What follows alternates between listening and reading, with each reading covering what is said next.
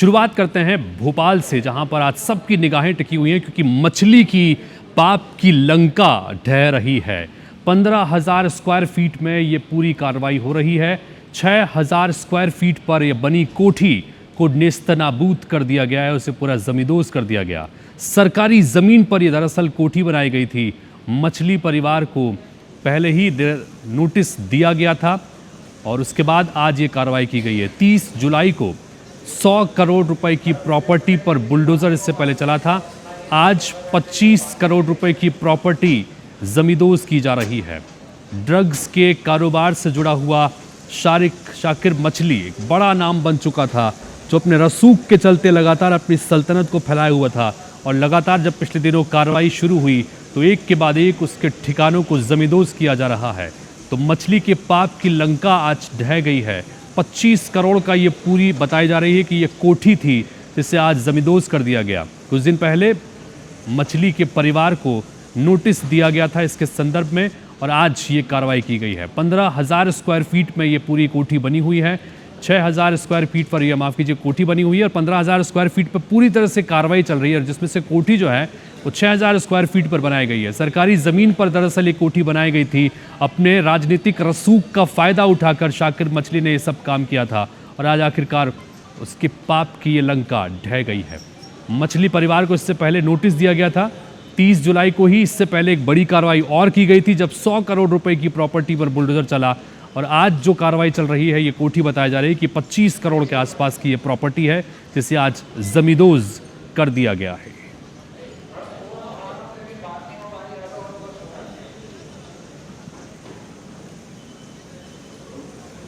और लगातार ये कार्रवाई जब से चल रही है, हमारी सहयोगी साक्षी त्रिपाठी और विवेक पटैया लगातार वहां पर बने हुए हैं, लेकिन साक्षी त्रिपाठी एक बार फिर से लाइव जुड़ गई हैं।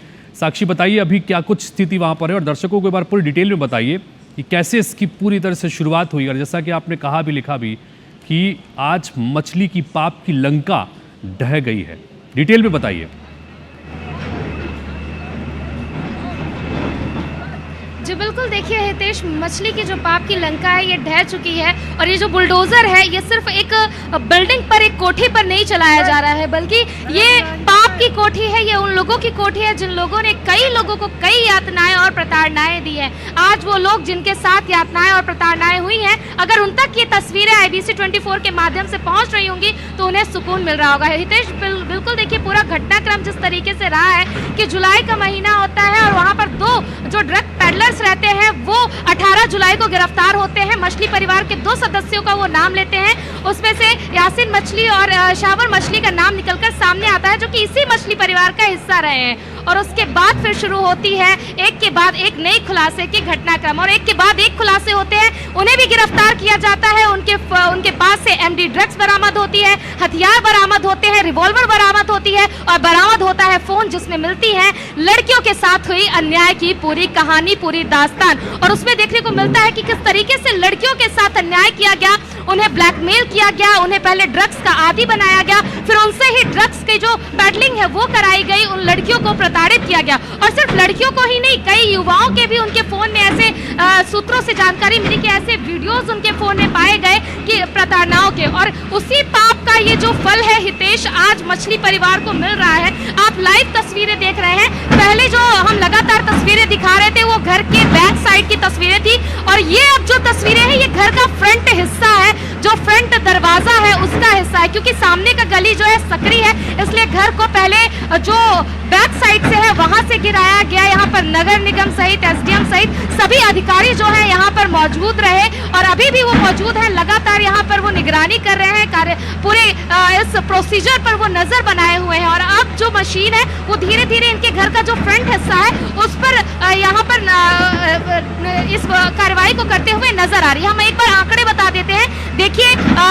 100 करोड़ के प्रॉपर्टी पर 30 जुलाई को बुलडोजर चला था और आज लगभग 22 से 25 करोड़ की ये कोठी है जिस पर बुलडोजर चलाया जा रहा है। 15,000 स्क्वायर फीट में ये पूरे एरिया में ये कोठी कवर है। 6,000 स्क्वायर फीट में कोठी बनाई गई है और इसके आसपास का एरिया मिलाकर 15,000 स्क्वायर फीट होता है। और हमने SDM से बात की, तहसीलदार से बात की, उन्होंने कहा कि ये पूरा सरकारी जमीन पर कब्जा किया गया है और जब इस पर सरकार की नजर पड़ी तब कार्रवाई की गई। और हमने आगे भी बात की है कि क्या आगे भी कोई कार्रवाई की जाएगी, तो एसडीएम ने साफ तौर पर कहा कि हाँ, हम लगातार जांच कर रहे हैं और मछली परिवार की ऐसी हर प्रॉपर्टी जो हड़पी गई है, सरकारी जमीन पर कब्जा की गई है या अवैध तरीके से हासिल की गई है, उन सभी प्रॉपर्टी पर हम आगे भी कार्रवाई करेंगे। तो साक्षी, जिस तरह से आपने डिटेल में जानकारी दी, ये कह सकते हैं कि पाप का गड़ा जब बढ़ता है तो वो किस तरह फूटता है, उसकी एक बानगी है कि महज 1 महीने के भीतर ये पूरा साम्राज्य जो है वो अब जमीन पर आ चुका है। कि किस तरह से 2 ड्रग पेडलर्स की पहले गिरफ्तारी हुई, उसके बाद एक कनेक्शन, और उसके बाद बड़ी मछली से लेकर, अब अगर मछली को मगरमच्छ कहें तो भी गलत नहीं होगा, उस पर भी शिकंजा कस लिया गया है। लेकिन इन सब के बीच साक्षी, हमने देखा कि शुरुआत में जब कार्रवाई करने के लिए यहाँ पर टीम पहुंची थी, तब कुछ महिलाएं और उनके समर्थक यहाँ पर पहुंच गए थे। उन्होंने पत्थरबाजी भी की, झूमा चटकी भी हुई, रोकने की कोशिश भी की। उन सब की क्या स्थिति है अभी? और दूसरा ये कि आगे और कुछ कार्रवाई को लेकर क्या कुछ कह रहे हैं अधिकारी?